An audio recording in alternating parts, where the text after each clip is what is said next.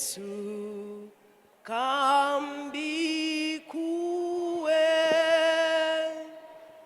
ne wayonga sadaka omuliro katukiddemu tumugambe nti omwoyo n'omubiri omwoyo n'omubiri Yesu kambikuwe ne wayonga sadaka omuliro guje kale omwoyo n'omubiri Yesu kambikuwe ne wayonga sadaka omuliro guje kale omwoyo n'omubiri Yesu kambikuwe ne wayonga sadaka omuliro guje kwata omukono gwange kwata omukono kwata omukono gwange kwata omukono Yesu wange kwata omukono gwange kwata omukono wegayiride mukono gwange kwata omukono Yesu wange kwata omutima gwange kwata omutima kwata omutima Yesu kwata omutima kwata omubiri gwange kwata omubiri kwata omubiri obonye endwadde zonna kwata omubiri Tata kwata n'abaana bange kwata abaana wekayiridde kwata abaana bange kwata abaana Yesu wange Tata kwata n'eggwanga lyange kwata eggwanga kwata eggwanga lyange kwata eggwanga wansi wa musaalaba waliwo amaanyi wansawo agoge gatuwonya endwadde mikwano gyange wansi wa musaalaba waliwo amaanyi agoge gatuwonya endwadde z'omwoyo era bannange wansi w'ekigambo kye Yesu waliwo amaanyi tewalemererwa agoge gatuwonya endwadde z'omwoyo kangwe mu mikono gy'Omukama kangwe nange mu mikono gyo leero kangwe mu mikono gy'Omukama akawungazi kano kangwe mu mikono gyo leero abange leka ngwawa wali amaanyi amagya wansawa w'omukono gwa Yesu kangwe mu mikono gy'Omukama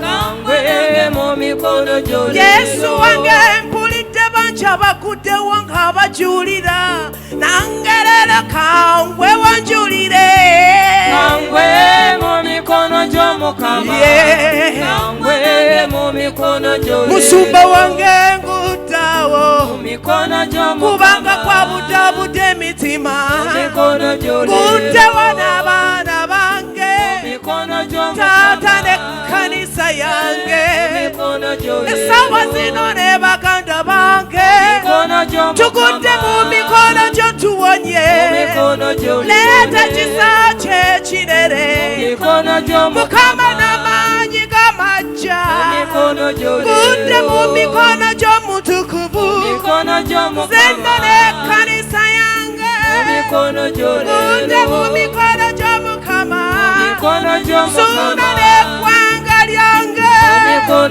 suuna mu mikono gy'omukwano gwange taata mu mikono gyo tondeka waliwo abali ku bitanda mukama basisinkanye omukono waliyo abakabira mu mayumba kusabye basisinkane obasirise waliwo ababuliddwa essanyu batadde mu mikono gy'oli bawe tutuna n'ebibuuzo mukama jangu otwanukule mukwano mu mikono gy'omukama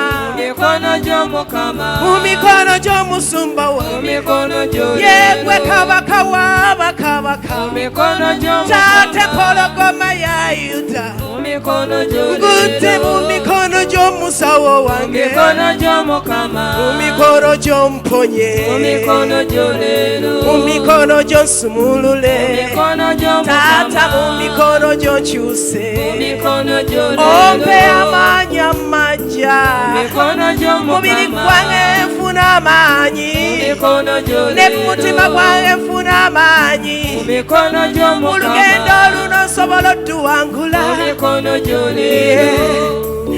mukama wange twala ekitiibwa kyonna n'amatendo mukama tugulumiza erinnya lyo ku lw'omukono gwo ogulokolera oguwonya mukama tugulumiza erinnya lyo ku lw'omusaalaba tugulumiza erinnya lyo ku lw'omusaayi omungi gwoyiwa Gologoosa tugulumiza erinnya lyo ku lw'omwoyo w'omutukuvu kubanga ali masekati gaffe natotongerayo omwoyo omutukuvu nyongera okwaniriza mu ngeri ey'enjawulo twala obufuzi bwonna munnange twala akamwa kange n'ebigambo byange n'endowooza zange tukwaniriza obere masekati gaffe okole mu mulimu omujja bayibuli gweyogerako tolikola omulimu omujja n'ensi erigumanya naffe twagala tuve mu kifo kino nga tujulira ti mukama obadde naffe ti mukama wiiki eno otukose bulungi twagala tujulire erinnya lyo kiwiiki ey'okusaba n'okusiima eya famire mukama yambotoza mukama yansumulula mukama yansiza obujja mukama yansizaamu amaanyi mukama yakomyawo essuubi eryali lisesetuse n'akawungezi kaleero tukuyita mukama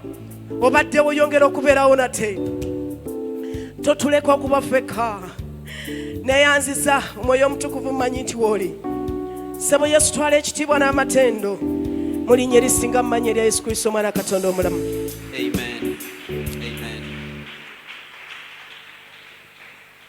mukama yeebazibwa ab'emikwano nsaba mutuuleko mu kubeerawo kwa mukama era njagala okwongera okubaaniriza nti mwebale kujja mwebale butakoowa nebaza nnyo aba worship team n'ababivuga nsabye tubakubireko mu ngalo ez'amaanyi abasinga obungi babaddewo okuva ku Monday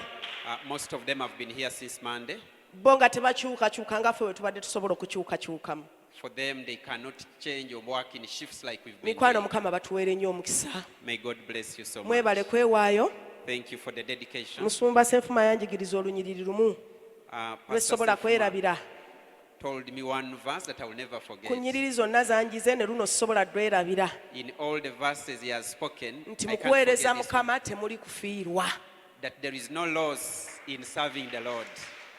temuli kufiirwa There is no loss. ne bw'obirabanga ebiruddewo Even when you see as if things have waliyo turned, olunaku mukama lwagenda okukusanyusa there is a day when the Lord is going to give waliwo you mukama joy. lwagenda okuwa empeera y'obuweereza obwo There is a day when the Lord is going to reward you for all your so service. tonafuwa weeyongeremu amaanyi So do not lose courage. amannya gange nze Harriet Nsubuga That is her name, Harriet nayiga Nsubuga.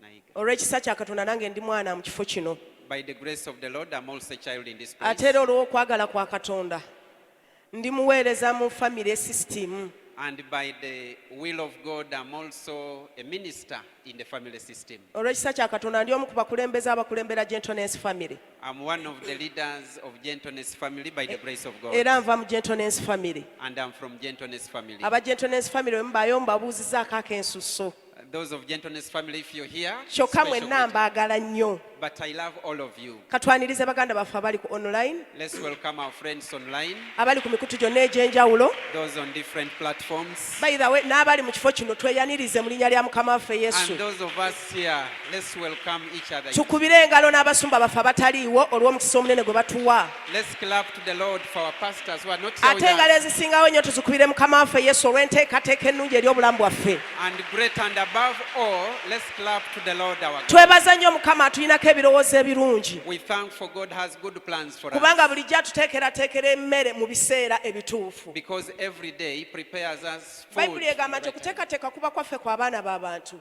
Preparation is done by us, naye okutuukiriza kuba kwa katonda. but perfection is by God. kirimu amakulu nti osobola okuteekateeka You can plan for something, naye olw'okuba katonda tayagala kituukirire but if it's not according to God's kisobola will, okuwuguka, it can fail. kisobola okulemererwa ne kitabaawo. It can fail to naye happen. twebaza katonda yatuganyiza bwe twateeseteese But we thank the Lord that has allowed us when we nga family prepared system, as the family ate system, mukama n'akiganya ne kituukirira. and God allows it to tuwa katonda happen. ekitiibwa kubanga olwaliro olunaku lwakutaano. We give glory to God because mukama today is our 50th atusobozesezza day. okuyimirira okuva ku Mande God has enabled us to stand since Monday n'okutuusa olunaku lwaleero. up to today. era twebaza katonda ku lwa Mami Rose And we thank the Lord for Mami abadde Rose. akuba amasimu buli kiseera, buli Shaz- kiro, buli kadde, buli budde ng'atujjukiza, ng'atukubiriza, ng'atuzzaamu amaanyi. She has been calling all the time during the day, during the night, encouraging us. Haleluya. Amen. kale nebaza mukama ku lwekyo. I thank the Lord for that. tugenda kubanga tuyiga We are going to be learning. omutwe gwaffe nange sigenda kwawukana nagwo I'm not going to deviate from our theme. oguli mu Zabbuli ey'ensanvu That is in Psalms 73 olwabiri mu omukaaga. and verse 26. nalabye jjajja Tereza nga yeetegese bulungi n'omuzindaalo Amen. era kamusabe atusomerewo mu bwangu asome n'olwabiri mu omusanvu. We are going to read verse 26 and 27.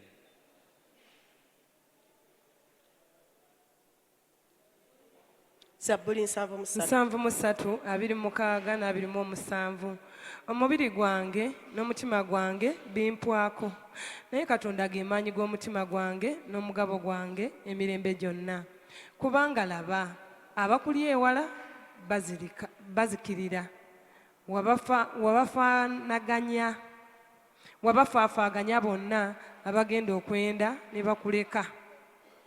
Mukama yeebazibwe. Amen. Nze nno ngenda kusooka ntambulire ku lunyiriri olwo olwabiri mu omusanvu. I will first walk in this verse 27. Bwe nabadde nsoma thiimu eno, When I was reading this theme, ebirowoozo byange byalowoozeza nnyo ku Dawudi.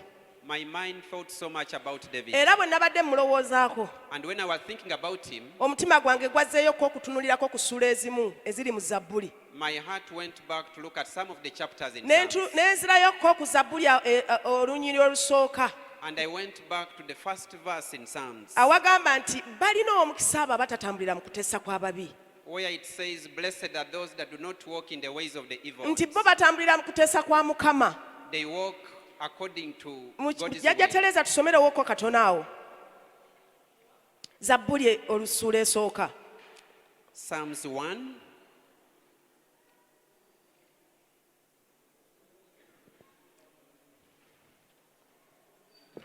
Essula esooka, alina omukisa omuntu atatambulira mu kuteesa kw'ababi, newaakubadde okuyimirira mu kkubo ly'abo abalina ebibi, newaakubadde okutuula ku ntebe y'abanyooma. Nti naye amateeka ga Mukama ge gamusanyusa, era mu mateeka ge mwalowooleza emisana n'ekiro. amateeka ga Mukama nga ge gamukola gatya? Mwalowooleza emisana n'ekiro. Ate Bayibuli egamba nti alina omukisa omuntu oyo atatambulira mu kuteesa kw'ababi. That blessed is the man Kati who walks omuntu not- oyo atambulira mu kuteesa kwa Mukama whoever walks according to the will of God. ng'amateeka ga Mukama ge gamusanyusa. When the rules of the Lord please him, Njagala njogere kino. nti omuntu afaanana bw'atyo a person that walks like that, y'asaanidde okwogera olunyiriri luli oli mu Zabbuli 73 is the one that is supposed to speak this verse that is in Psalm 73, olugamba nti omubiri gwange that says, my flesh newankubadde omwoyo gwange and my heart bisobola okulemererwa may fail, ti naye but Mukama yampa amaki Mukama ge maanyi gange God is my strength. ayina ekimuwaga okwogera olunyiriri olwo There is something that he bases on to speak this verse. si ffenna nti tusobola okugaa nti aa Mukama kati ge maanyi gange era yagenda okuwa omubiri gwange amaanyi yagenda okuwa omwoyo gwange amaanyi si ffenna.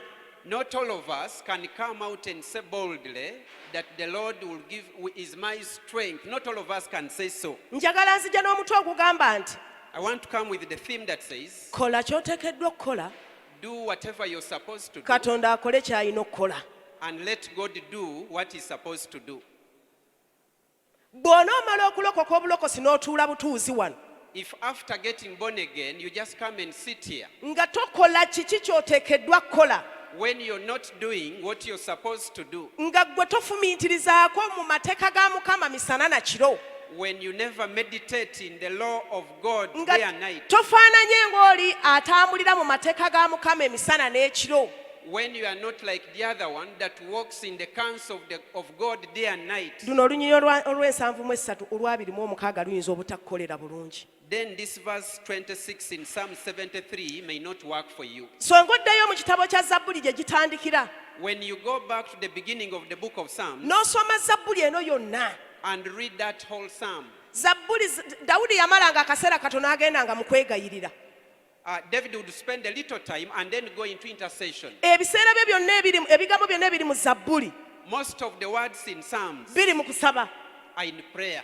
Dawudi akola ky'alina okukola, David is doing what he's supposed era to bwe do, yakolanga ky'alina okukola and he did whatever he was supposed bwe to do. yatuuka mu Zabbuli 73 When he came to Psalm 73, n'alyoka akizuula and that's when he discovered nti olw'olumu mba mpulira ng'alemereddwa okusaba, that sometimes I may fail naye to bwe pray, ngenda mu maaso ga Mukama but when I go into the ngenda presence of okuwulira God, nga mpa amaanyi, I feel God give me courage. nti omutima gwe gubanga oguweddemu essuubi, When my heart has lost hope, naye bw'atuula n'afumiitiriza ku Katonda, when he sits and meditates about agenda God, okuwulira omutima gwe nga gubaguse. he feels his heart stirred up. Kye kyamuleetera okugamba nti That's what brought him to say, ti amaanyi gange, my strength, omubiri gwange my flesh, n'omwoyo gwange and my heart olw'olumu biremwa, sometimes may fail, naye nnina nzizaamu amaanyi. but I have one that encourages me.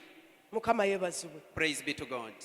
Tosobola Katonda kubanga akusanyusa okuwa amaanyi You cannot please God and he gives you strength nga ggwe toyina ky'okolawo, when there is nothing that you're doing. tosobola kujulira.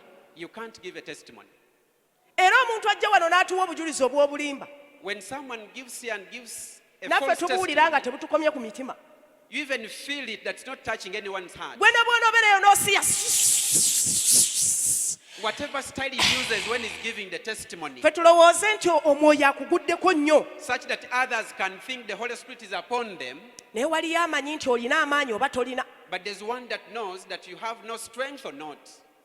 Mukama yeebazibwe. Praise be to God. Nina kola kye nteekeddwa kola, I have to do what I'm supposed Katonda to do, alina alyoka akole ky'alina okukola. such that God can also do his part. Mukama ffe Yesu yeebazibwe. Praise be to Singa Jesus. osoma Zabbuli 145, If you read Psalms 145, 143, Psalm 143, awo wonna waliwo okwegayirira kwa Dawudi. all that part has intercession by David. Onnyambe Mukama, Help me, God. owulire okusaba kwange, Hear my prayer. onnyanukule nga nkukoowoola, Answer me when I call you. ondaga amakubo go Mukama. Show me your ways. Yatambuliranga mu kwenenya, He walked in repentance. ti newankubadde nga bammange banzaalira mu bubi, Even if I was born in iniquity, naye nze nsaasira. but have mercy upon me.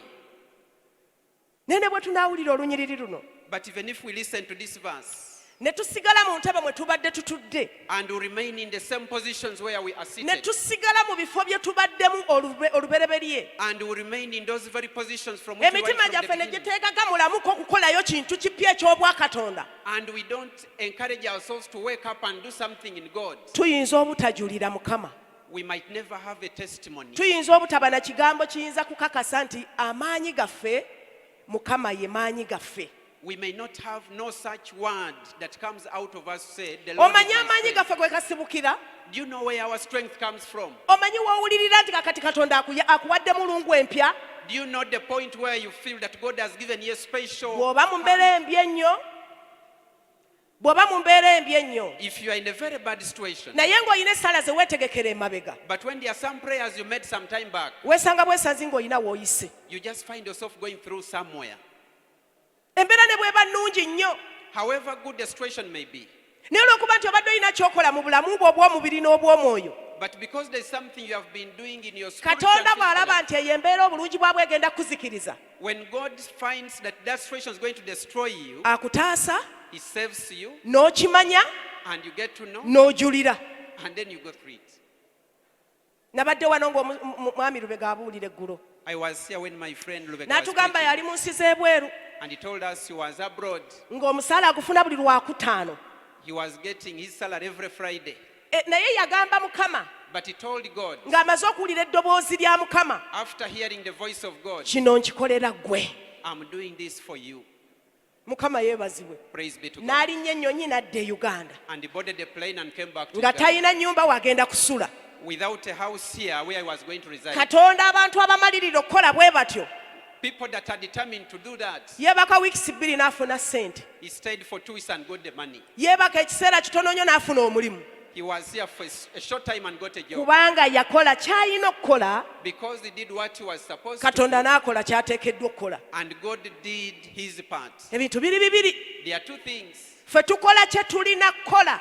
We are supposed to do that we ought to Katonda akola ky'ateekeddwa okukola. do. And then God does what he's supposed to do. Gw'osobola okubaako ky'okola You can have something that you nga do, si kye kyenkomeredde, but when it's not the last. naye bw'omalirira But if you are determined n'okola ekyo ky'owulira ky'osobola, and you do what you feel you can, Katonda y'akola ekyenkomeredde. it is God that does the last part. Nina ebigambo bisatu I have 3 words bye njagala nnyo ntekeko essira that I want to emphasize ebiri mu Bayibuli, that are in the Bible, ate nga nze bindokodde. and yet they have saved Ndi me. mujulizi bwabyo. I'm a testimony of this. Ekigambo ekisooka nga tuli mu lugendo luno olw'obulokozi, The first word when you're in this journey of kye njagala salvation okuteekamu kye nninako obujulizi, that I want to put in you, that I have a testimony about. nti ebimu olina okuguma. In some situations, you have to be courageous. Ekyo ky'olina okukola, You have to be courageous. ng'olina okuguma. You have to be courageous. Yesu yennyini ye yakyogera. It's Jesus that spoke this. Kiri mu Yokaana 16. It is in John 16. Kansabe muganda wange atusomereyo. Yesu yennyini ye yakyogera. It is Jesus himself that said it. N'atugamba tugume.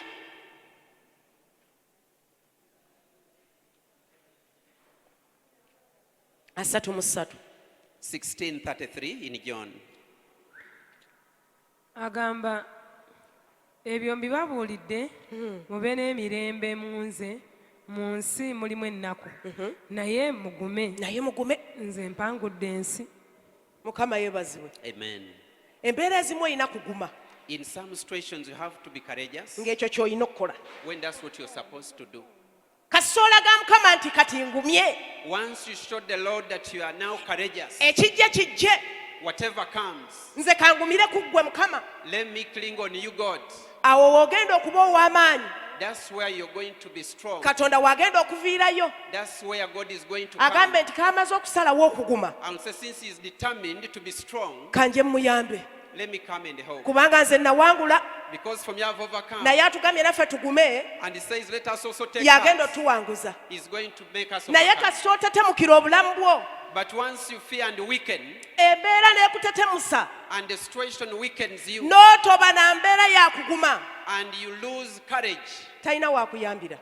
there's no way He's going to help you. Toyina woyinza kujulira nti bwe nali nafuye Katonda yampa amaanyi. And you'll have no testimony at any one Toyina point. bw'ogenda kigamba nti omutima gwange Katonda yaguzzaamu amaanyi. No time will you say that my heart is given courage by God. Mukama yeebazibwe. Praise be to God. Sirigenda koowa kujulira Mukama. Sigenda kukoowa kujulira I will Katonda. never get tired of giving testimonies about God. Nze mbadde mukyala single parent okumala emyaka okuva 2011. I've been a single parent for about 11 years. ate nga n'egyasooka okuva mu 1996 lwe nafumbirwa omwami wange And even from 1996, when I'd gotten married, teyaba taata wa buvunaanyizibwa he was not a responsible father. ne bwe yali nga waali Even when he was around, okumugyako emmere omala mugoba to get food from him, you had to run after him. yasookanga kukoleramu owino He once worked in Owino, nga ffe tusula kazo and we were residing in nga Kazo. tulina bebi waffe ogu We had one baby. kati nga nze ne bebi atuleka mu nju nga tatuwadde emmere He would leave me and the baby in the house without kati food. saali mulokole wamma I wasn't born again. nga neewola ssente ku mulirwano I would borrow money from the neighbor ne mulumba mu owino and go and find him in Owino, n'amanya ekindeese such that he can know why I've come. ndowooza otegeera omuntu atali mulokole awo waatuuka ajja nga aliko bumansuka And you know how a person that's not born again can behave. in such n'enkikola a way. emyaka egyawera And I did that for a number of years. ng'era tagiyiga And he wasn't learning. naye nga nze munoonya n'enfubutuka waatansuubira But I would look for him even at a time when he naye wouldn't n'amala expect me. akulengera ng'ojja bw'oti oyerudde But if he would see you from a distance and not nga that naye you're coming, waayita tosobola kumulabako you could not know where I would pass to disappear. kati ne tubeera mu mbeera efaanana bw'etyo And so we were in such a situation. bwe yamala ate n'abivaamu And after he gave up, omuliro gwange ne gweyongera okutuntumuka and my fire went even up. n'obeera mu nju nga tolina mmere gy'ogenda kuwa baana When you are in a house without food for the children, ne nsooka nkola byonna and I did everything. ne neerwanirira I fought for myself. ne nnimba nnyo I lied a lot. ne nkuula nnyo And I detoothed. ate nga ebiseera ebyolwo kati ate gino emyaka ndi mulokole And remember, ebyo agenda okuva waka nga ate ndi mulokole by the time he left the house, I was born again. naye at nga that time. siinaba kufuna kumalirira But I had no determination within me okutunuulira katonda to look at God. bwe saaweranga essaawa mutima omwenga 10 When it would come to around 4, omutima ne gukutunduga abaana bagenda kulya ki my heart would get stirred up. What are my children going kati to eat? essuubi lya katonda n'omanya nti kati katonda akomye And at that moment, I would know there's no hope in God. n'onoonya ky'oyinza okukola So I had to look for what to do. kino mbabuulira balokole bannange I tell you, fellow born again, olunaku olumu nava mu ssaala one day I left prayer nsabye mukama emmere after asking for food ne in my ziwera ssaawa prayer. 12 tannagimpa It came to 6, God had not given me food. ziba ziweremu When it was coming to 7, ne ŋŋamba ono tajja gimpa I said he's not going to give me money. ne nkwata enkumbi I got a hoe ne ngenda mu nnimiro ya neyiba and went to the neighbor's garden. anti obudde buzibye It was already dark. n'esimayo emmere y'abaana And I harvested some food from there. gamba neyiba nga mulokole Tell your neighbor when she ŋŋambira was neyiba born nti again. omubuulizi yali mulokole omubuulizi yali The mulokola preacher awo was doing all that when she was born again. nga sinnafuna ngeri ki gye neesiga katonda I had not learned to trust God. nga bwe mbanga mwesizeesizeemu bwe nti If I would trust God at one moment, ntunulayo eri nga njagala akolere mu budde bwange I wanted him to work in my time. kasi obudde bwe muwa ndaba buweddeyo If that time had set is nga off, nsala amagezi amalala ne I weeyiya do otherwise. mukama yeebazibwe Praise be to God. okumalirira nsonga ndala nnyo Determination is another issue. bikola by'abatume essula ya 11 Acts 11 Acts 11.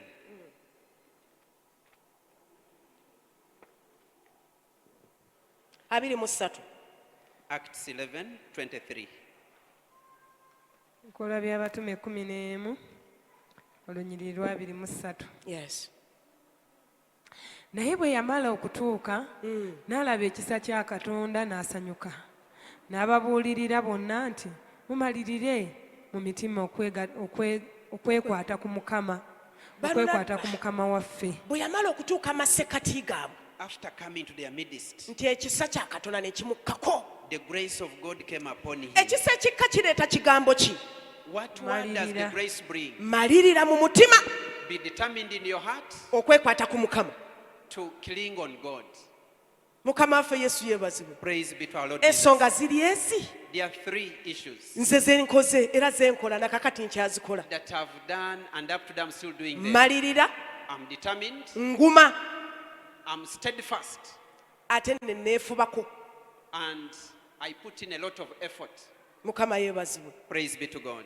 toyinza kusanga muntu ng'akumba ng'ali mirembe gyo n'omugaa nti gundi gwe malirira You cannot find someone walking anyhow and you tell them, please be oyinza determined. muwa buwika jjambo nti munnange genda mu maaso You may just tell them bye, continue. naye omuntu ali mu maziga g'osirisa n'omugamba guma But if someone guma munnange guma is in tears, you can encourage them and tell them, please take courage. guma Take courage. ekigambo ky'okuguma katonda kristo yennyini yatugamba tugume. It is Jesus himself that told us to be bassebo ne bannyabo ebintu ebimu tebigenda kuvaawo kati naye nga tulina kusooka kuguma katonda alyoka akole. There are certain things that are not going to change today, but when we have to take courage, olina kusooka kumalirira, you must first be determined. olina kusooka kunyiikira. You have to be diligent. dawudi yanyiikiranga nnyo mu kwesabira. David was so diligent about praying for himself. dawudi yakaabiriranga nnyo mukama ng'amugamba mpulira ng'awuliranga atamuwulira. He would always cry to the Lord and say, answer me, like as if he was not hearing him. mukama waffe yesu yeebazibwe. Praise be to kola Jesus. ky'olina okukola Do what katonda you're supposed to aveeyo akole ky'ateekeddwa okukola. And then God will do what he's supposed to do. katonda alina ebisuubizo birungi gye tuli. God has good promises for us. yagamba temweraliikiriranga, He says, do not be anxious. ensi n'okujjira kwayo bya mukama. The earth and its fullness belong to katonda waffe God. mugagga tetasosola mu bantu. And he gives without dividing between men. agali nti omukono gwe teguyimpadde mbu n'okuyinza ne gutayinza kulokola, His hand is not too short to save. naye amakubo gaffe olw'olumu tulwa mu mbeera But sometimes in our situations, nga gwe toli mubbi nga mukyala nsuubuga, when you may not be a thief like me, nga tokuba masimu ga buyaaye, you don't call or make those calls where you lie a lot. nabbaluma omutima ne gunnuma saddayo. It reached a certain point and I decided never to go back. n'ejjuuni lye nasimayo lyali liwutta nnyo okumanya mukama yambonereza. ejjuuni lye najjayo Even the yam that I got out of there teryaliika, was not good to eat. era ne tumaliriza nga tusuza eki naye nga temugulu bawandiiseyo yakoze atya. And we went bana hungry through ekyatule the si night. kyabba nti yakoze atya. malirira, Be determined. towabangawo embeera ekuyuuzayuuza okujja katonda. kaaba ng'okabira mu maaso ge nga dawudi bwe yakola. Cry in whatever situation you're going through. Cry before the Lord just like David guma did. omutima, Be courageous in your heart. malirira munda mu ggwe, Be determined on the inside of you. ate teweewala baaluganda, And don't avoid brethren. teweewala kkanisa. Don't avoid the church. gwe kola ky'oteekeddwa okukola kyonna, Do whatever that you're supposed to do. katonda agenda kutuukiriza ku buli kye weetaaga. And God is going to fulfill whatever you need. mba ndi mu mbeera etambula bw'etyo When I was in such a situation, ng'ate ndi mulokole, and yet I was born again, n'ebirala bingi bye sisobodde kukugamba, and many other things that I've not been able to tell you. naye mba ndi mu mbeera bw'etyo. But when I was in such a situation, abaana ba chosen harvesters the people of chosen harvesters ne bafulumya oluyimba nga luyimba lwali nga lugamba nti maliridde nnyo, released a song that meant, nti I'm nedda so much sidda determined. mabega, I will not move back. nze ngenda mu maaso, I'm moving forward. nti omuyaga kagukunte gutya, However strong the storm may ng'omuliro be, kagwake gutya, however heated the fire will is, nze ngenda mu maaso naawe. I'm moving forward with you. awo we nawanikira emikono That's when I raised up my hand ne nkwata oluyimba ne ndusa ku ssimu and I got that song and, ne put it on my ndusuzanga mu phone, matu nga njagala ebigambo byezimbe ku mutima gwange. and the whole night I would play it in my ear. era buli mbeera yagolokokanga nagambanga nti nedda maliridde sidda mabega. And I would say I'm determined whatever the situation was. gye nakoma okwogera ekigambo ekyo nti maliridde sidda mabega, The more I spoke that word that I'm determined I will not move back, embeera yeeyongera okwesiikuuka, the situation became even worse. katonda yannyongera obuvumu, But God gave me more courage. sikyalina kimpangula lwa mbeera. mukama yeebazibwe. Praise be to God. ndabye mukama nga nkolera ebyekisa, I've seen the Lord do for me mighty things. kubanga katonda mpaddeyo ekisa okuyikola kye mpulira nga kyo nteekeddwa okukikola. Because God has given me the grace to do whatever I'm supposed to do. bwe kuba kukuŋŋaana, waliwo lwe mba mpulira nga saagala, If it's coming for fellowship, there are times when I feel as if I don't want to come. ne mpita omwoyo omutukuvu, But I call upon the Holy Spirit ne mugamba omwoyo omutukuvu, and I tell him, Holy Spirit, njagala ngende ku kyaki naye omubiri munafu, I want to go to church, but the body is weak. simanyi gye nzija maanyi, I don't know where I get the courage. ngenda okulaba nga ndi mu kyaki. I find myself in church. Mukama yeebazibwe. Praise be to God. Simanyi waliwo era yali akirezeeko ekyo. I don't know whether someone has ever gone through Kati such a omuntu situation. eyaleleeze ku mbeera efaanana bw'etyo So according to such a situation, yasobola okwogera mu lunyiriri luno n'agamba nti omubiri gwange n'omwoyo gwange olw'olumu biremererwa naye Katonda ge maanyi gange.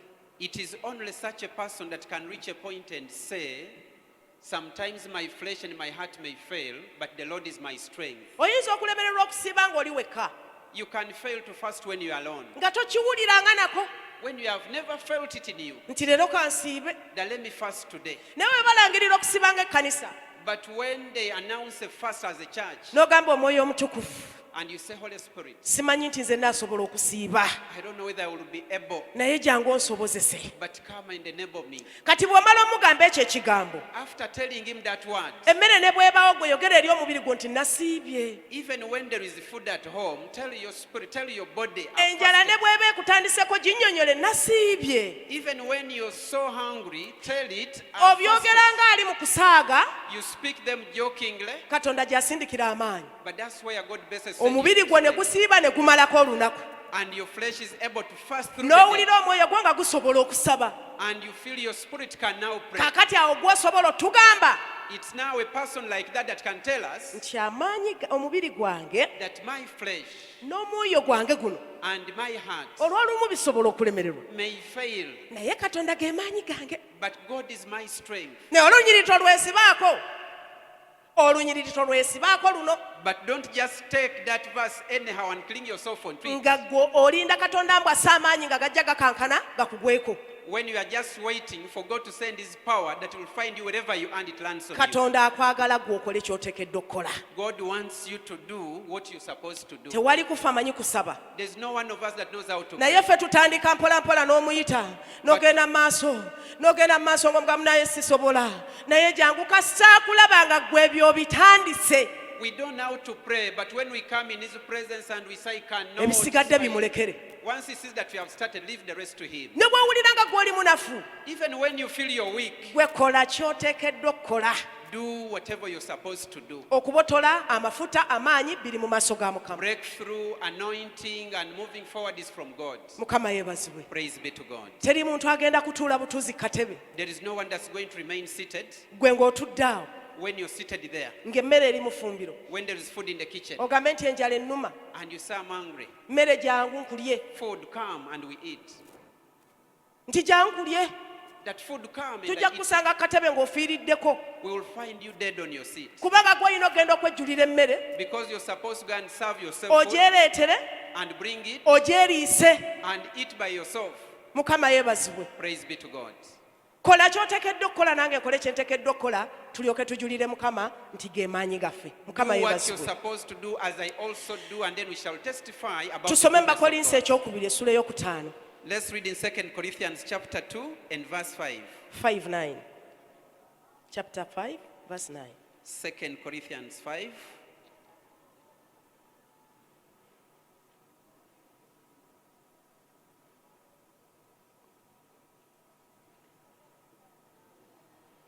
Ejja Teresa tonnatuuka Tuuse ekyokubiri 5 olunyiriri olw'omwenda.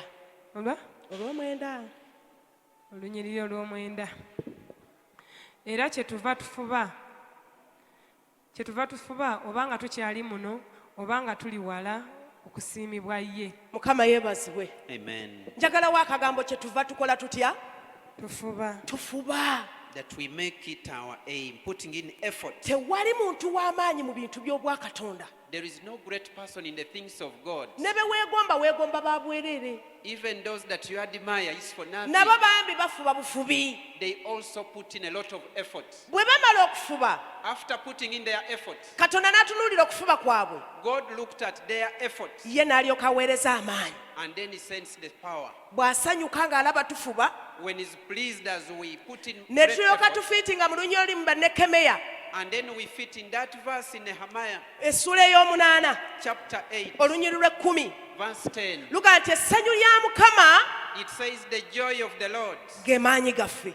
is our strength. bw'obanga tonnasanyusa katonda if you have not yet pleased God, nga tannakulaba bw'ofuba He has not seen you put in effort, tannalaba kumalirira kwo He has not seen your determination, tannalaba kuguma kwogumye He has not seen you taking courage, tannalaba bw'okaaba maziga He has not seen you crying, essanyu tayina there is no joy, era oba munafu and you are weak. omwana omuto bw'aba atandika okutambula aba tannazaala kambanyumize When a child is beginning to walk, asituka ddawo he tries to get up but falls asobola down, okugwa n'omumwa ne gunuubuka and he can even fall and get wounds even on the mouth. naye bw'agwa n'anuubula emimwa ng'omuzadde mugamba sole naye ngera omuzaamu amaanyi nti okyasobola okuyimirira ng'omuyimbiramu akayimba tengerere. But as a parent, if you are near this child, you'll get them up and encourage them and tell them, try it again. togamba nti omwana wange ono kagudde ekigwo kino You will not say, since my child has fallen, ngenda muweeka taliddamu kubeera ku ttaka kuno I'm going to carry the child on my back, never to allow. oyiiya buyimba bumwongeramu maanyi You look for songs that can encourage the baby.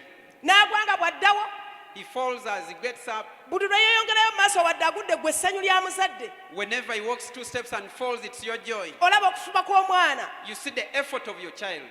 mukama waffe yesu yeebazibwe Praise be to taata Jesus. atwagala okutulaba nga tufuba nga tulwana n'ekibi Our Father wants to see us put in a lot of effort. Fight ayagala against kulaba it. ku maziga geeyo embeera ng'ogamba n'alisaze gano amagezi naye ku lwa kristo kammalirire He wants to see you shed tears before Him, saying, because of Christ. ayagala let me take okulaba her. okufuba kwaffe He wants to see our effort. nga bayibuli ogisoma togitegeera naye ng'ogamba nja kugisoma When you're reading the Bible without understanding it, but you're determined, you're saying, I will read it.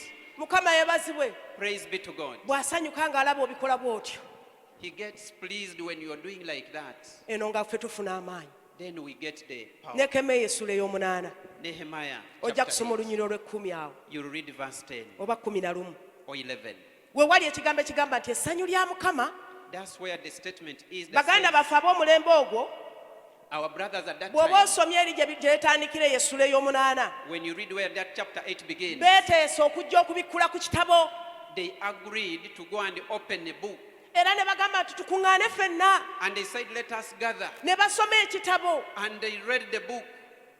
okumaliriza wansi wano And then mu at ssula the end, mu lunyiro lw'ekkumi n'olumu abawo 10 awo at around verse 11, verse 10, nga balina essanyu they had the joy. ne bamala ne bakonvesinga ne bayogera ne bagamba And then they confessed and said nti essanyu lya mukama that the joy of the Lord maanyi gange is my strength. kama yeebazibwe Praise be to God. ndi mukyala musomesa I'm a teacher. naye nze omwana bw'alemererwa okukola ebintu mu kiraasi mu exercise book But when my student fails to do the work in their exercise book, especially mu kubala and especially in math, muzza ku lubaawo I bring them to the board. buli sitepu gy'akola tukuba engalo Every step that they are able to do, we clap for them. just ne bw'akwata obukwasi kyoko tugamba let's give him flowers Even when just they just for get handling chalk even just getting the piece of chalk, we clap for them and encourage them. n'abaawuliramu amaanyi awo And then he feels the courage. kati n'awandiika ne mugaa tutandika tutya taata n'awandiika 2 ne mugamba engalo And they got the board and write down number 2 agenda and we okuteekako clap. akabonero ka plus ne tuwongera enduulu If he adds a plus sign, we clap and shout for joy. n'agamba agenda okukuba obupiira okububala wansi wano nga ekirasi yonna yonna emusanyukirako And at the end of it all, the whole class is rejoicing for that tugenda person. okuvaawo nga bulazi oba sisita ekintu akikoze nga mu kitabo ky'agaanyi At the end of it all, he has done it when he has abaawulira accomplished amaanyi mangi it. And he feels a lot of courage kubanga alina amuzzaamu amaanyi because there's someone encouraging them. okufuba kwe Your effort ekyo kyakola kyateekeddwa okukola to do what you're supposed to do, kindeetera nze masita we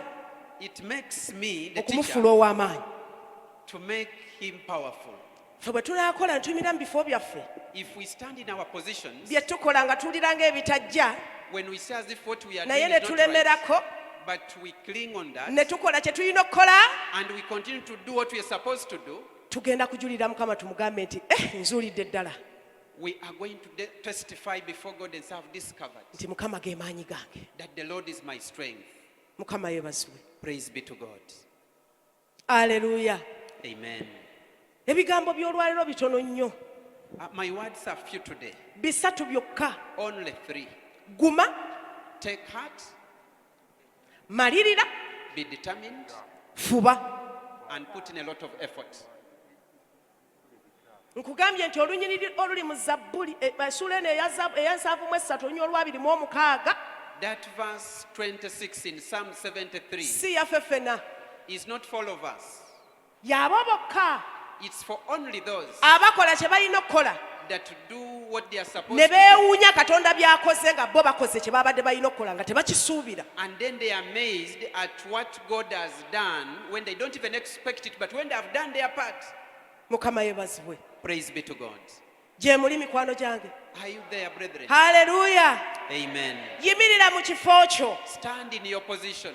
Kola ky'oteekeddwa okukola. Do whatever you're supposed to do. Tokoppa oli ngeri gy'akikolamu. Don't copy the way another person is doing it. Tofaanaganya oli ngeri ki gy'abikolamu. Don't try to do things the same way as others. Bikolere mu levo yo. Do it at your level. Essaala oba ya ddakiika 2 nga gy'olinawo gy'oba osaba buli lunaku. If you have a 2-minute prayer, please do that every day. Oba gwe Bayibuli ogenda gisoma omwaka ogisomere nga emyaka 5 osoma Bayibuli totunuulira oli agisoma emirundi ena mu mwaka. If you're going to read through your Bible for 5 years, Gendera ku peesi yo. move at your pace. Katonda amanyi amaanyi go we gali.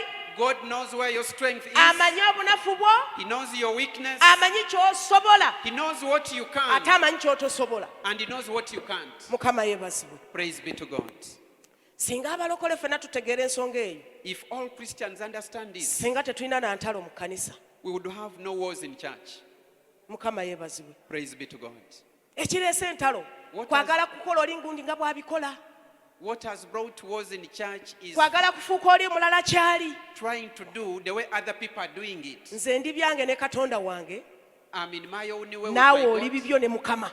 You also have your own way Kuba with Bayibuli God. egambye. Because the Bible Ye says Katonda akebera emitima. He's a God that searches the heart.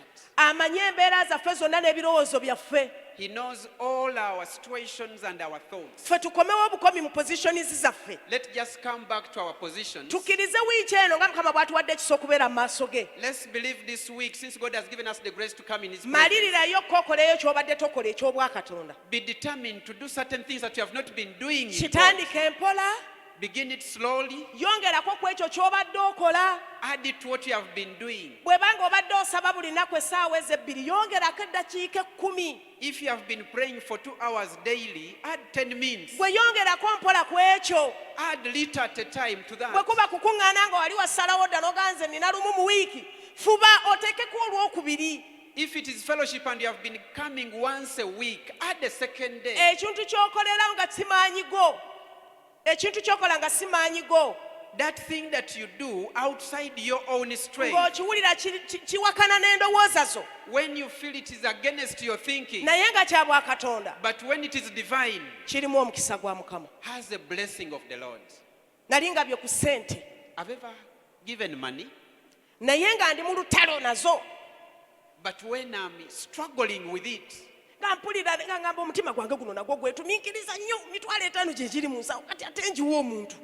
and I feel as if my heart is betraying me, and I Naye- say, you have only 50,000, you're giving it away. Mbijja mu mutima But I take it out of the heart ne mbireeta mu byawandiikibwa. and I bring it to the scripture. Bwe mba nga naakiwangula If I'm going to overcome it, ŋŋamba bwe nti this is what I say. ti omutima gugambye mpe jjajja Tereza 5,000 gino. My heart is saying I give Jaja Teresa 50,000. Sikkiriza oba kibadde kya bwakatonda si kya bwakatonda.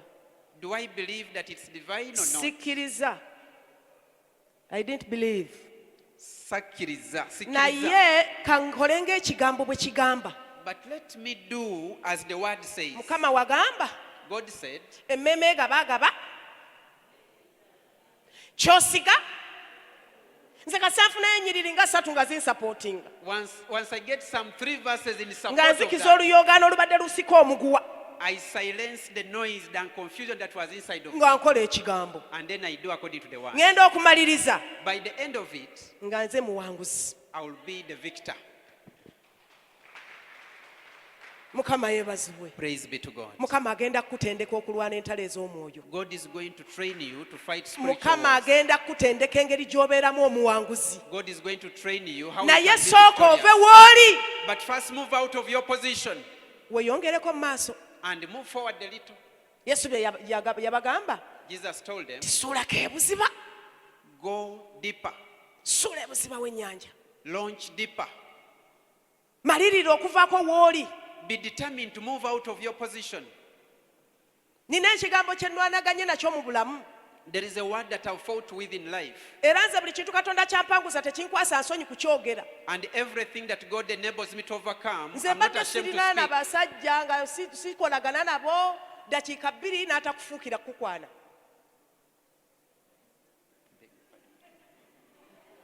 Ab'oluzungu bakitegedde nga buli lw'obeera n'omwami ng'okolaganye naye wano. When you relate with any man, male, Mugenda okuba nga abamaliriza be mubaddeko at the end of whatever you are working together with, ng'akwekyusiriza mu kiti nga mbazibwa ati agala kufula mukyala we. he turns around and wants to con you and make you Oba his mukulu wife. Whether he's oba kavubuka kato whether he's young, ng'obumu obulaba butabani bwo. you look at them as if some are like your sons. Akamu nakagamba kasajja katu kiki ekikuwaga. I told one of them, what is giving you courage? Naye olunaku lumu nakyawa bukyayi mbeera eyo. But one day I just hated this situation. Mukama yeebazibwe. Praise be to God. Ne ŋŋamba ekimala kikola kitya? And I said, Kino enough is kirina enough. okukutukako. This has to stop. Ndi muweereza wa Mukama. I'm a servant of the Lord. Nga ne bw'oba olina n'abasumba abamu nga basobola okutabukira. Eyo otambula mu basumba, omusumba n'akufuukira ekintu ekirala. You go to minister among pastors and the pastor turns against Nga you. tokyalina gwe weesiga. When there is no one you can trust. Naye nakyawa ekintu. But I got fed up of that thing Ne mmalirira mu mutima gwange and I got determined in my heart okunoonya Katonda, to seek for God, okunnyambula oguntu. to take that off me. Bassebo ne bannyabo nayingira mu kisiba tekwali kwa nnaku nnyingi nnyo. I went into a fast, not for so many days, Era saalowooza nti nno bwe naakikola Katonda agenda kunnyambira wambikulirirewo. and I never thought that it's going to be taken Naye away immediately. nagenda na mutima gumaliridde nga nkooye. But I went with a determined heart when I was fed up. Ennaku zaalinga oba 2 oba 3 sizijjukira nnyo. It was like 2 or 3 days, I don't remember so well. Mukama n'ambikkulira yampa ekirooto kiri nga kizibu nnyo. And God revealed to me through a dream. Ne kintabula omutwe. It confused me. Ne nkubiramu ku baweereza b'ekifo kino. And I called one of the servants in this place. Tulina abaweereza Katonda be yateekako amafuta agafunula ebintu. We have servants of God that God anointed to interpret dreams. Ne mugamba taata, And I told him, my father, olinawo ku budde njogereko naawe? do you have some time Ne for me? munnyonnyola kye nakoze, And I explained to him what I ne did. munnyonnyola kye ndabye, And I explained to him what had been. n'alyoka mpa ebyawandiikibwa, And then he gave me scriptures n'alyoka anjigiriza okuyingira mu lutalo, and taught me to get into ne battle. neerwanako nga sizze gy'ali kunteekako mikono. And I started fighting for myself Katonda without him laying hands n'amuyisaamu upon me. buli kyonna ekyali kiteekeddwa okunsumulula. And God used him to give me whatever I needed to be Mukama delivered. n'ansumulula. And God delivered me. Mukama waffe Yesu yeebazibwe. Praise be to Jesus. Malirira, Be determined. malirira. Be determined. Ngambira neiba nti malirira. Tell your neighbor, be determined. Okumalirira kuva eri munda mu mutima. Determination comes from the heart. Okuguma kubeera eri wekka mu kisenge kyo wekka, kuguma kulimu amaziga. Courage comes from within you, from your inner room. Ogumiikiriza embeera ng'ogiraba kijingi tesiguukulukuka. When you're patient at the situation, but when it's not changing. Naye n'oguma ku lwa Mukama waffe Yesu. But if you take heart and courage for Jesus, Nze nina eŋŋombo yange eki there is a saying that I have, nti Mukama ama sijja kuvaako. the Lord, I will never leave you. Kino ne bwe kinaakunkumuka ne kikomawo nze sigenda kuleka. However, once this situation will come, I will not leave you. Era kimpanguzza. And that has given me victory. Mukama abawe omukisa n'ebigambo ebyo. May God bless you with those words. Mukama yeebazibwe. Praise be to Jesus. Tusobola okusaba We can pray.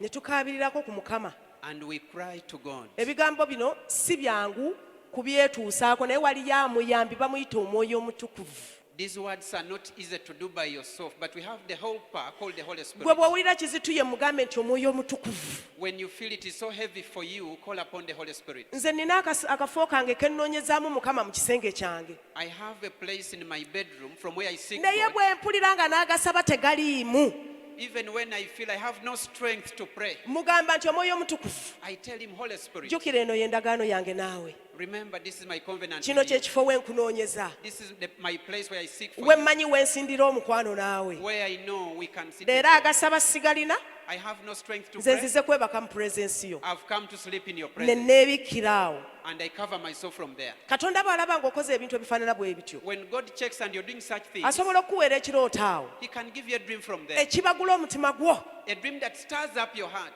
ne kikuleetera okusaba. and causes you to pray. Nina muwala wange ali Makerere awo I have my daughter at Makerere. yayingidde mu yunivasite He went to university guno omwaka. this year. Abadde ng'akyagala nnyo okutuukako e Makerere nga tayagala yunivasite endala. She loved it so much to go to Makerere and no Bwe other yatuula university. siniya mukaaga omwaka ogwasooka When she sat for senior 6 the first time, teyafuna bulungi points zisobola mutwala Makerere wadde ku private. she didn't get enough points to take her to N'agamba university. mami ngezaako omulundi ogwokubiri. And told him, Mommy, I'm trying the second time. Ne muka lwaki tetukoze koosi? And I told her, why don't we go for a N'agamba course? njagala Makerere. She said, I want to go to Makerere. Era omwaka ogwaddako And the following year, yayita bulungi nnyo she passed so well. era y'omu ku bakampasi abaakayingira. And she's one of the Kakati campuses that have n'agenda just afuna gotten. challenge And then she got a challenge nti baayingira mu March that they joined in March nga tewali yadde ekikumi when there was no coin. nga ne transport amutwala simulina Even transport tech I didn't have. naye ng'atetenkanya n'awulutanya n'agenda But she would find a way of n'agamba oba getting there. birigaana naye nze nga ntuuse e Makerere. She knew she had to go to university. Ndijulira nti nasomayo omwezi oba ewiiki. Mukama yeebazibwe. Amen. Kati bwe yatuukayo e Makerere n'asoma ewiiki neggwako omwezi ne guggwako When she studied for 1 week and a month was done, n'agamba mami bagenda nno kunsazaamu bampedde ddiya omwezi gw'okuna nagwo bwe guggwako. she told me, Mommy, they might ask me to ask for dead year. Twalinoonyezaayo kasente emitwalo ng'ayogera sente zangamba nsooke nteekayo ko ng'akakadde kamu ne mugamba gwe mwana gwe n'emitwalo 10 egitasula ku akawunti. And she was saying, at least, Mommy, get 1 million. And I would Ne tell her, I don't even mugamba have 100,000. saba And I told her, please pray. gwe saba. You pray. Kakati nze netandika okusala amagezi aganoonya sente So I nga started simubuulira to look for ways of getting money without olumu ne telling her. mubuulirako And one time I told her, namugamba nina nno gyendaze naye bangambye bwe bati ne bwati saba. and I told her I've gone to such and such a place, but ask her to pray. Kakati ng'ennaku z'omwezi 28 Then on the 28th, si lwe lwokuna luno Which is- leero Friday olwokusatu which was Wednesday, mba nkomyewo ku kyaki namusanga ku kisenge kyange ku kitanda konze namulingizaku katono enzira emabega. I found her in very serious prayer, and I just peeped at her. And Embeera went aside. ezimu katonda azirekawo zitusoomooze ku mitima tusabe. Some tough situations will stay when God has allowed it, such that we can pray. Essaala gye nasanga akolokotera mu kisenge kyange nga yeeyawudde ne ku banna abali ku TV The prayer that I found her making in my bedroom yali yagamba mukama sive Makerere, mukama sive Makerere. was telling God. Yasaba lwakusatu sente nazifunye ejjo miliyoni 2. She prayed on Wednesday, and I got the money the following day, 2 million shillings.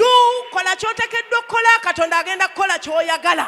Do whatever you're supposed to do. God is going to do Gumiikiriza, what you need. malirira, saba, kola buli ky'owulira ng'olina okukikola, katonda omulekere ebibye. Be patient, be determined, and pray, and leave the rest to Era God. leero agenze kusasula ssente nga musanyufu. And today she went to pay the Ate money. agenda when she was kusoma nga happy. mugagga ye nga tagobwa, tabanjibwa.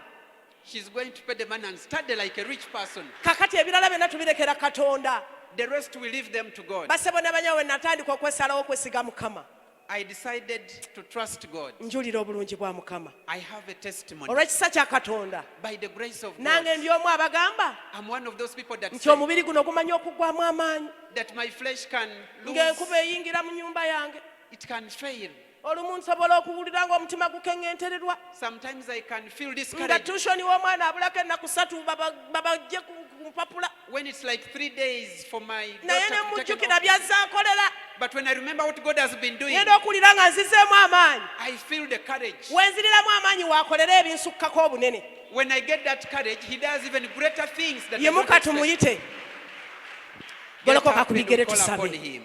Tugenda kusaba. We are going to pray. Musabe mugambe empeereza ekisa. Ask God to give you the Sooka grace. okwate mu nsawo oleete ekiweebwayo mu nnyumba ya Mukama. First get your offering and Ne bring it in the bw'onoosaba house ya of the katono Lord. gwe ddayo eka otandike okole ku bw'ebyo oyongereko Katonda agenda kuwa omukisa. Even if you make a short prayer here, Kitaffe but when you go back, tukwebaza continue praying. olw'ebiweebwayo n'ebimu eby'ekkumi. Tukusaba Mukama waffe obiwe omukisa, abaleese bonna obakubisizeemu, abalina ebyetaago bibisinkane, otugabanyize omukisa ogwo gwe wasuubiza okuyita mu linnya erisinga mu mannya erya Mukama waffe Yesu.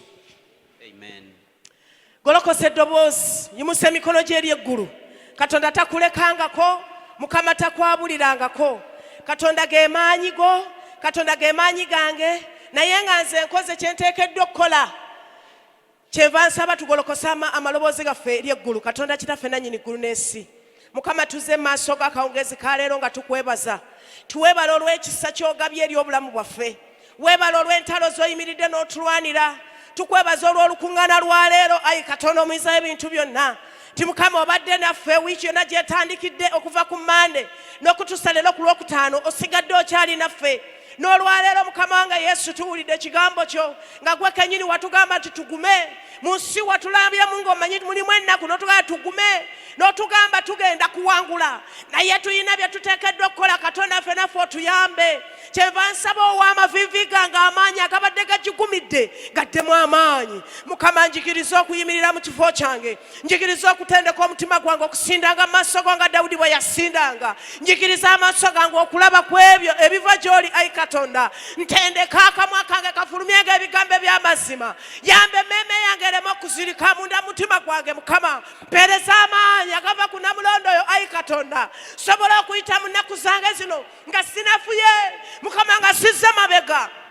Katonda wa Ibulayimu, Isaaka ne Yakobo, nze wamu ne baganda bange munnange, waliwo lumu ebimu ebitutayiza ne bituyinza amaanyi, ne tuwulira nga tuzitooweredda nga tetusobola yadde okweyongera mu lugendo. Naye Omwoyo Omutukuvu gwe kiddukiro kyaffe, ebyandikibwa bitukakasa bulungi nti Mukama wange gwe muyambi waffe, gwe wootoli tetusobola. Kyetuva tukwasa akamwa kaffe, kyetuva tukwasa endowooza zaffe, kyetuva tukwasa emitima gyaffe, tukwasa n'emibiri gyaffe, tukwasa famire zaffe, tukwasa byonna ebitusoomooza, tukwasa obunafu bwaffe Mukama wange, tukwasa byonna bye tubadde twewolereza nabyo. Tukwegayirira, ayi Katonda omuyiza ebintu byonna, otuwa ekisa, otufuula ab'amaanyi, otuwa ekisa ekiwangula, otuwa ekisa ekikwesiga. Amaaso gange nga tegakyatunulira bintu byonna ebiggwawo, mutima gwange nga tegukyasaanukira ku ebyo ebika by'amaziga, endowooza zange nga tezikyabuliramu ebyo ebibuuza Mukama. Naye neesize gwe Yesu ekiddukiro kyange, bwentyo nange bwe naayimirira n'enjulira